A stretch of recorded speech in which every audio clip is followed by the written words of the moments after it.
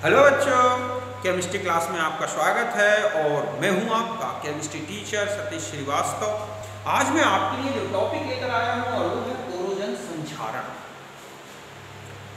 तो सबसे पहले हम देखते हैं इसकी डेफिनेशन।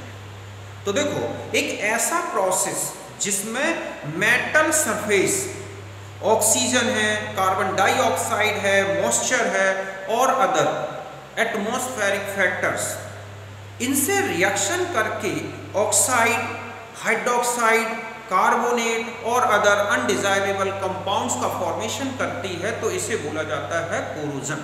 समझ गए बच्चों कि धातु सतह, ऑक्सीजन, कार्बन डाइऑक्साइड, जल वाष्प और अदर कहें कि वायुमंडलीय कारकों से क्रिया करके ऑक्साइड, हाइड्रोक्साइड, कार्बोनेट या और भी अदर जो है अवांछनीय पदार्थ बनाती है, तो इस क्रिया को बोला जाता है क्या? संक्षारण। मतलब है कि the process of slow conversion, मतलब ये धीरे धीरे चलने वाली प्रोसेस है।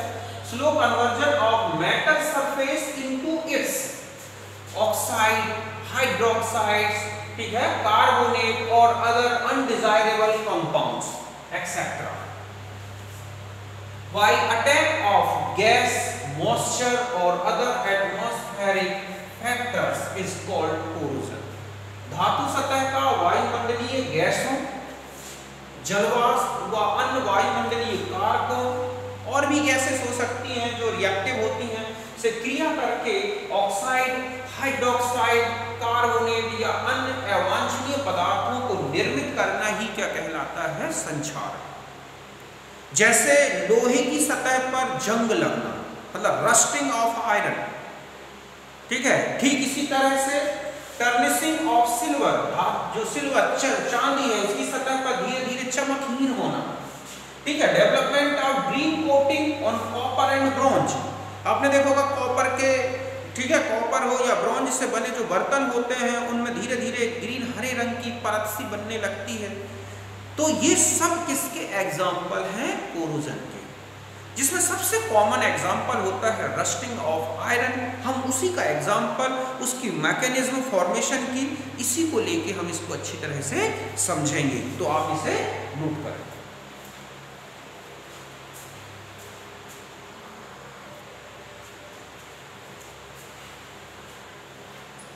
अब देखो, हम आते हैं जो सबसे कॉमन एग्जाम्पल है कोरोजन का, और वो है रस्टिंग ऑफ आयरन, लोह में जंग लगना।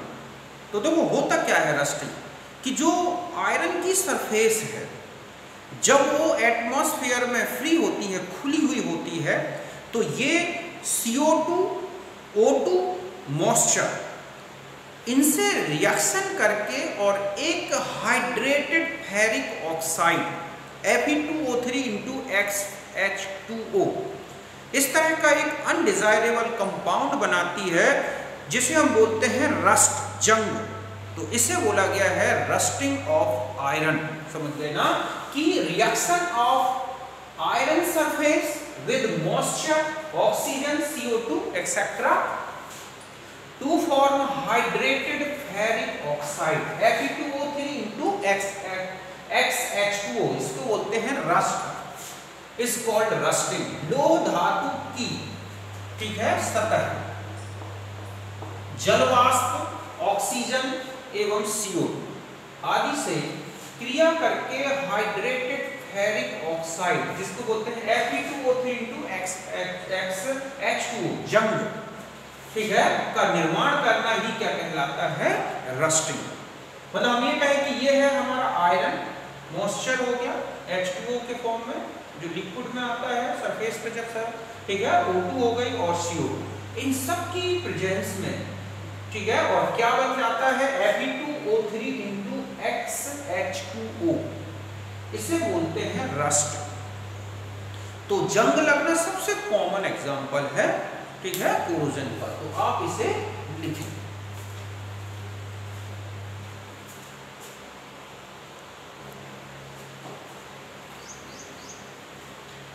अब हम आते हैं मैकेनिज्म ऑफ रस्टिंग, ठीक है। देखो, मैकेनिज्म ऑफ रस्टिंग में एक थ्योरी दी गई है, इलेक्ट्रोकेमिकल थ्योरी, जिसमें यह बोला गया कि मेटल सरफेस जो है वो एक इलेक्ट्रोकेमिकल सेल की तरह वर्क करती है। मतलब उसका कुछ पार्ट एनोड बन जाता है, कुछ पार्ट कैथोड बन जाता है, और जो ऊपर मॉइस्चर आके लिक्विड फॉर्म में कन्वर्ट होती है उसमें डिसॉल्व CO2, O2 ये सब मिलके और क्या बना देते हैं, एक इलेक्ट्रोलाइट। तो देखो इस तरह समझ सकते हैं कि जो मॉइस्चर है H2O वो CO2 और CO2 और O2, मतलब H2O, CO2 और O2 ये तीनों मिलके बनाते हैं इलेक्ट्रोलाइट। मतलब ये जो है हम ये कहें कि यहाँ पर ये इस तरह से जो है मॉइस्चर जो है एब्जॉर्ब हो गई यहाँ पर, और उसमें CO2, O2 सब डिसॉल्व है और वो इस तरह से इलेक्ट्रोलाइट बना लेते हैं। मेटल जो सरफेस थी उसका जो पार्ट ऑक्सीडाइज्ड हो रहा है वो क्या बन गया, एनोड। मतलब जिस पार्ट में ऑक्सीडेशन चलता है वहां पर क्या बन जाता है, एनोड। और मेटल सरफेस का वो पार्ट जहां पर H+ आयंस जो है ये रिड्यूस होते हैं तो वो क्या बन जाता है, कैथोड। मतलब हम ये कहें कि ये है हमारे पास मेटल की सरफेस, समझ गए ना। इस मेटल सरफेस का एक पार्ट यहां देखें हम तो ये बन गया एनोड। यहां पर Fe का ऑक्सीडेशन हो रहा है Fe2+ +2 इलेक्ट्रॉन में, और ये जो पार्ट है यहां पर तो ये तो हो गया क्या, एनोड पार्ट, और ये क्या हो गया इसका, कैथोड। यहां पर जो H+ है, अब आते हैं कि H+ कैसे बने हैं, तो H2O और CO2 इनकी रिएक्शन से बना H2CO3 जो आयोनाइज होकर बनाता है H+ प्लस HCO3-। तो ये जो H+ बने CO2 के डिसॉल्व होने से वाटर में, वो H+ यहाँ कैथोड वाले पार्ट में आते हैं और यहाँ से जो इलेक्ट्रॉन रिलीज हुए हैं उनसे बनता है पहले हाइड्रोजन, नेसेंट हाइड्रोजन, जो ऑक्सीजन से रिएक्शन करके किस में कन्वर्ट हो गया, H2O। मतलब मॉइस्चर से जो है H+ आए और ज्यादा लिक्विड मतलब H2O वहां पर बनना शुरू हो गया। अब क्या होगा कि ये जो Fe2+ आयंस हैं ये पहुंच जाते हैं इस लिक्विड में, और Fe2+ O2+ H2O ये सब मिलके क्या बना देते हैं, Fe2O3 जो रस्ट कहलाता है, और धीरे धीरे वो इस पूरे लिक्विड में डिसॉल्व होता जाता है ब्राउन से कलर का, और फिर सरफेस में कलेक्ट हो जाता है जिसे हम बोलते हैं रस्ट। तो हम इस तरह समझें। अब हम आते हैं कि रिएक्शंस किस तरह हुई है। तो एनोड में क्या है, Fe का ऑक्सीडेशन हो रहा है Fe2+ +2 इलेक्ट्रॉन। ये जो Fe2+ है ये एक्वस मीडियम में चले जाते हैं, मानव जो ऊपर लिक्विड वाटर की ड्रॉप रखी हुई है। और कैथोड वाले पार्ट में क्या होगा, वहां पर H+ जो आएंगे और वहां पर रिड्यूस होकर H बनाते हैं, नेसेंट हाइड्रोजन ये बन गए, ठीक है। इसकी O2 से रिएक्शन हुई और क्या बन गया, H2O लिक्विड। अब क्या होगा कि ये जो Fe2+ बने हैं जो, ठीक है, एक्वस कंडीशन में है, ये जो H2O लिक्विड है और ये जो O2 डिसॉल्व है उस वाटर में, इनकी रिएक्शन होना शुरू होती है और अब बन जाता है क्या, Fe2O3, ठीक है, जो और प्लस क्या, H+। इस जब जैसे जैसे रस्टिंग स्टार्ट होती जाती है और ज्यादा H+ बनते हैं और रिएक्शन और फास्ट होती जाती है। क्यों, क्योंकि जितने ज्यादा H+ बनेंगे ये वहां से जो एनोड पार्ट है उतने ज्यादा इलेक्ट्रॉन्स को क्या करेंगे, एक्सेप्ट करेंगे, और H+ जितने ज्यादा होंगे उतनी ही ज्यादा रस्टिंग स्टार्ट हो जाती है, तो इससे और ज्यादा फास्ट हो जाती है। फिर ये जो Fe2O3 है और जो यहाँ वाटर का जो मॉलिक्यूल्स हैं उनसे मिलके ये बना देता है Fe2O3 × XH2O, रस्ट कहलाएगा। और इस तरह से मेटल सरफेस पर धीरे धीरे हम कहें कि ये जो है इस तरह से सरफेस जो है ढकती जाती है और इस तरह से ये क्या बन जाता है, रस्ट बन जाता है। इसका मतलब है कि अगर मॉइस्चर कम हो एटमॉस्फेयर में तो रस्टिंग कम होगी, ज्यादा मॉइस्चर है तो ज्यादा होगी। यही कारण है कि बरसात में आपने देखा होगा रेनी सीजन में कि सबसे ज्यादा जंग लगती है, रस्टिंग होती है, आयरन जल्दी खराब होने लगता है। तो इस तरह से ये है इलेक्ट्रोकेमिकल जो है थ्योरी के अनुसार रस्टिंग की मैकेनिज्म। तो आप इसे नोट करें।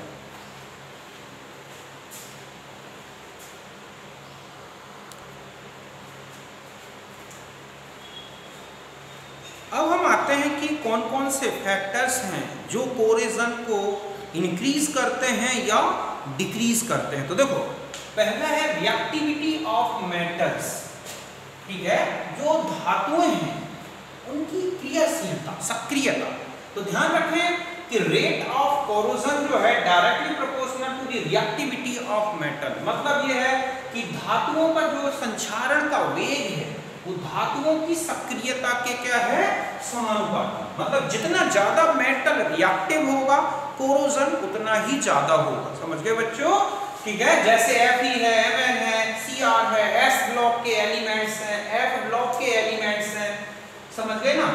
ये बहुत जल्दी जो है कोराइडेड होते हैं। मतलब ये होता है कि इनका बहुत जल्दी क्या होता है, संचारण होता है। तो यही मैंने लिखा है कि ठीक है कि ये जो एलिमेंट्स हैं radially corroded due to high reactivity of metals. मतलब है कि ये जो मेटल्स होते हैं बहुत ज्यादा रिएक्टिव हैं और इसलिए इनका जो कोरोजन है बहुत ही फास्ट होता है। एस ब्लॉक को तो आप जैसे सोडियम है, लिथियम है, पोटेशियम है, इनको अगर हम एयर में खुला रख दें तो ये धीरे धीरे बहुत जल्दी ही क्या होते हैं, बहुत ही फास्ट इनकी सरफेस ठीक है कोरोजन करती है, रस्टेड हो जाती है। फिर आता है प्रेजेंस ऑफ इम्प्योरिटीज, अशुद्धियों की उपस्थिति। तो ध्यान रखें कि अगर मेटल में ठीक है क्या है कि मेटल में इम्प्योरिटीज हो तो उसका कोरोजन फास्ट होता है क्योंकि वो मेटल को रिएक्टिव बना देती है। जैसे प्योर मेटल हो, प्योर आयरन हो तो आप देखोगे वो बहुत ही कम कोरोजन शो करता है या रस्टिंग करता है, लेकिन उसमें अगर इम्प्योरिटीज ज़्यादा हैं तो वो जल्दी रस्टेड होता है। तो इस तरह से इम्प्योरिटीज से भी क्या होता है, कोरोजन का रेट बढ़ जाता है। तो आप ये दो फैक्टर लिखें, ठीक है।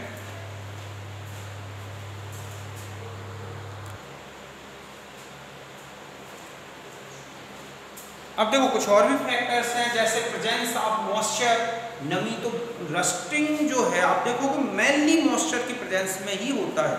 तो जितना ज्यादा मॉइस्चर उतना ही ज्यादा रेट ऑफ कोरोजन, ठीक है। मतलब moisture accelerated rate of corrosion जो है, मॉइस्चर जो है, जो नमी है वो कोरोजन के रेट को बहुत ज्यादा बढ़ाता है और इसलिए हम कह सकते हैं कि rate of corrosion directly proportional to the presence of moisture. यही कारण है कि बरसात में आप देखोगे आयरन ज्यादा रस्टेड होता है क्योंकि मॉइस्चर बहुत ज्यादा होता है, ठीक है। फिर आता है प्रेजेंस ऑफ इलेक्ट्रोलाइटिक आयंस। तो अगर जो वाटर है अगर उसमें इलेक्ट्रोलाइटिक आयंस है, मतलब कोई आयनिक कंपाउंड है या सॉल्ट डिसॉल्व है, तो वहां रस्टिंग और फास्ट होती है क्योंकि ये एक प्रकार के कैटालिस्ट की तरह वर्क करते हैं। जैसे सी वाटर में आयरन की रस्टिंग ज़्यादा होती है, किसके रिस्पेक्ट में, एक रिवर वाटर या प्योर वाटर। मतलब एक नदी के पानी में नाव चले और एक समुद्र में चले तो समुद्र में जो है सी वाटर में वहाँ पर ज़्यादा आयरन की रस्टिंग होती है क्योंकि सी वाटर में बहुत ज़्यादा सॉल्ट डिसॉल्व होते हैं। उनके आइंस जो हैं वो जो है कोरोजन को बढ़ाते हैं, रस्टिंग को बहुत ज़्यादा बढ़ा देते हैं। क्वेश्चन आता भी है कि सी वाटर में रस्टिंग ज़्यादा क्यों होती है, सीधा लिख दो, it is due to presence of, ठीक है, electrolytic ions means ions of salts.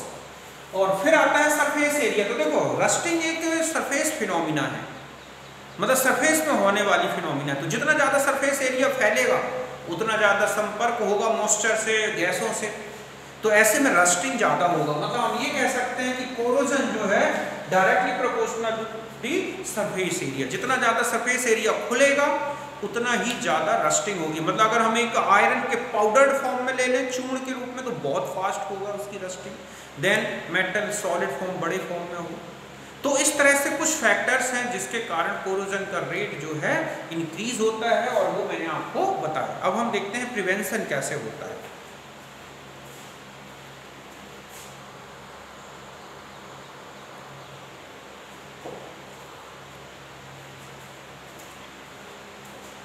अब आता है कि प्रिवेंशन, हम कोरोजन को मतलब होने से कैसे रोक सकते हैं, रस्टिंग को कैसे रोक सकते हैं। तो देखो इसके लिए कुछ इम्पोर्टेंट जो है मेथड्स यूज की जाती हैं और उनमें से जो है प्रिवेंशन के लिए पहला है बैरियर प्रोटेक्शन, रोधिका रक्षण। इसमें क्या होता है कि मेटल सरफेस और एटमॉस्फेरिक फैक्टर्स इनके बीच में एक बैरियर लगा दिया जाता है। मतलब है कि मेटल सरफेस पर एक ऐसी पॉलिश या कोटिंग कर दी जाए जो कि एटमॉस्फेरिक फैक्टर को मेटल से डायरेक्ट कांटेक्ट होने से रोक दे। तो इसके लिए मेटल सरफेस पर पेंट कर दिया जाए, ठीक है, ग्रीस लगा दिया जाए, ऑयल लगा दिया जाए या टारकोल की लेयर लगा दी जाए, वार्निश लगा दिया जाए। इस तरह की लेयर बना देने से या कोई नॉन रिएक्टिव जो मेटल्स है उसकी लेयर लगा दी जाए, ताकि वो डायरेक्ट सरफेस जो है metal, original metal surface direct atmospheric factor के कांटेक्ट में ना आए। तो इसमें ये लिखा है barrier is placed between metal surface and atmospheric factors. मतलब इस प्रोटेक्शन में जो मेटल सरफेस है और एटमॉस्फेरिक फैक्टर इनके बीच में एक बैरियर लगा दिया जाता है, धातु सतह और वायुमंडलीय कारकों के बीच में रोधी का परत बना दी जाती है। और ये कैसे बनाई जाती है? पेंट करके, ऑयल करके, ग्रीस लगा के, टारकोल लगा के और भी कई नॉन रिएक्टिव मेटल की पॉलिश कर दी जाती है। समझ गए ना, सीधा है कि पॉलिश कर दी जाए।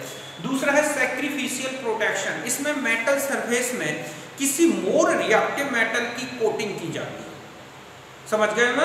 तो वो जो मेटल जिसकी आपने कोटिंग की है वो itself oxidized and gives electron. मतलब है कि वो जो मेटल की आपने कोटिंग लगाई है वो ऑक्सीडाइज्ड होकर इलेक्ट्रॉन्स देती है, और इस तरह से ओरिजिनल मेटल सरफेस जो थी उसको किससे, कोरोजन से या रस्टिंग से रोक लेती है।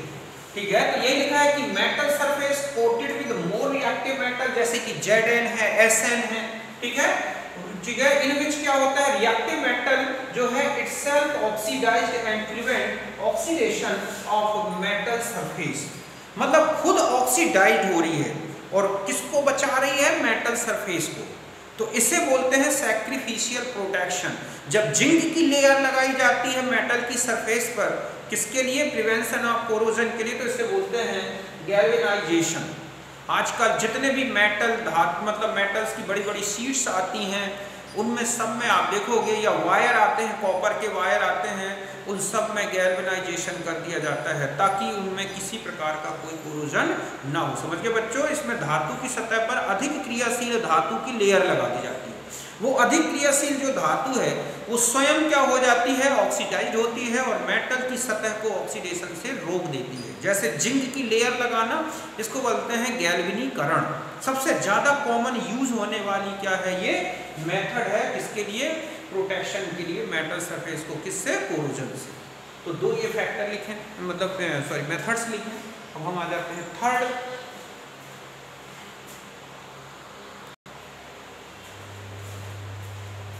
अब देखो जो लास्ट अगर है तो वो है कैथोडिक प्रोटेक्शन। ये मेथड मेनली अंडरग्राउंड पाइप्स या जो भी आर्टिकल्स अंडरग्राउंड होते हैं, जो कि लगभग मॉइस्चर मतलब जो कि मिट्टी के जो है पानी से कांटेक्ट में रहते हैं, उनके लिए यूज होती है। मतलब अंडरग्राउंड पाइप जो है उनके लिए यूज होती है। इसमें क्या करते हैं कि ये है मान लो पाइप, तो इस पाइप को किसी एक्टिव मेटल जैसे जिंक है या मैग्नीशियम, उससे वायर द्वारा इसको कनेक्ट कर देते हैं।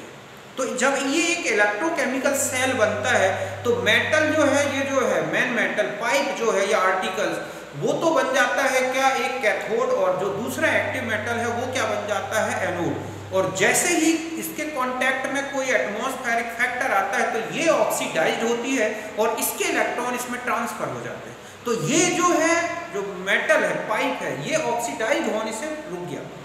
और इसके लिए जिसने इलेक्ट्रॉन दिए वो किसने दिए, एनोड ने, एक्टिव मेटल ने। मतलब ये है कि ये है पाइप मान लो और ये है एक्टिव मेटल, तो यहाँ से इलेक्ट्रॉन यहाँ ट्रांसफर होंगे। तो इस तरह से मेन मेटल जो कि पाइप है या अंडरग्राउंड आर्टिकल है वो इलेक्ट्रॉन लॉस नहीं करता। कौन देता है, ये दूसरा एक्टिव मेटल। तो इस तरह से इसके ऑक्सीडेशन रुक गया, जिससे इसका जो है कोरोजन रुक जाता है। समझ गए ना? चूंकि ये कैथोड की तरह वर्क करता है इसलिए इसे बोलते हैं कैथोडिक प्रोटेक्शन। समझ गए बच्चों कि जो जमीनी पाइप हैं या जो भी आर्टिकल्स हैं जमीन के अंदर होते हैं, जो इनके पानी के कांटेक्ट में रहते हैं, तो उनको कैथोड बना दिया जाता है, दूसरी एक्टिव मेटल को एनोड, और वो एनोड जो है ऑक्सीडाइज होकर मेटल सरफेस को इलेक्ट्रॉन्स देता है, जिससे मेटल सरफेस ऑक्सीडाइज नहीं होती। क्योंकि कोरोजन एक्चुअल में लॉसिंग, ठीक है, लूजिंग ऑफ कहें कि या लॉस ऑफ इलेक्ट्रॉन्स है। मतलब एक कोरोजन क्या है, एक loss of electron from metal surface. अगर मेटल सरफेस का इलेक्ट्रॉन का लॉस ना हो तो कोरोजन नहीं होगा। तो जो एक्टिव मेटल होते हैं बहुत जल्दी इलेक्ट्रॉन का लॉस करते हैं, और यही कारण है कि वो जल्दी क्या हो जाते हैं, ऑक्सीडाइज्ड हो जाते हैं। तो इस तरह से मतलब बैरियर बना के रोका जा सकता है। दूसरा गैल्वेनाइजेशन कर दें, मतलब सरफेस पर मोर रिएक्टिव मेटल की कोटिंग कर दें, या तीसरा है क्या लगा कर दें, कैथोड बना दें। और भी होता है फोर्थ, एंटी रस्टिंग मटेरियल। कुछ मेटल जो बेस होते हैं, बेसिक कंपाउंड्स होते हैं, वो मेटल सरफेस पे लगा दिए जाते हैं, जिससे वो वाटर में बनने वाले H+ आयनों को एब्जॉर्ब कर लेते हैं, उनसे रिएक्शन करके उसे न्यूट्रल कर देते हैं और इससे मेटल का ऑक्सीडेशन रुक जाता है। तो एंटी रस्टिंग मटेरियल की पॉलिश करके भी रस्टिंग को रोका जा सकता है। तो इस तरह से कुछ जो इम्पोर्टेंट वो है प्रोटेक्शन के लिए जो प्रिवेंशन जो मेथड्स हैं वो मैंने आपको बता दी। तो इस तरह से कोरोजन कंप्लीट हो गया। ठीक है, तो आप इसको एक बार देख लें, थ्योरेटिकली बुक से भी देख लें, मैंने जो लिखाया समझाया वो भी पढ़ लें। मैं समझता हूँ आपको कोरोजन बहुत अच्छे से समझ में आ गया होगा। काफ़ी क्वेश्चंस आते हैं, ठीक है, कंपटीशन में, तो उस हिसाब के क्वेश्चंस भी आप उसके साथ कर लें, बोर्ड में भी आते हैं। तो अब हम मिलेंगे नेक्स्ट वीडियो में। आज मैंने इलेक्ट्रोकेमिस्ट्री कंप्लीट कर दी, अब मैं स्टार्ट करूँगा केमिकल काइनेटिक्स। ठीक है, उसको अच्छी तरह से पढ़ेंगे हम, बहुत ही ईजी यूनिट है। तो अब मिलते हैं नेक्स्ट यूनिट में। Thank you, bye.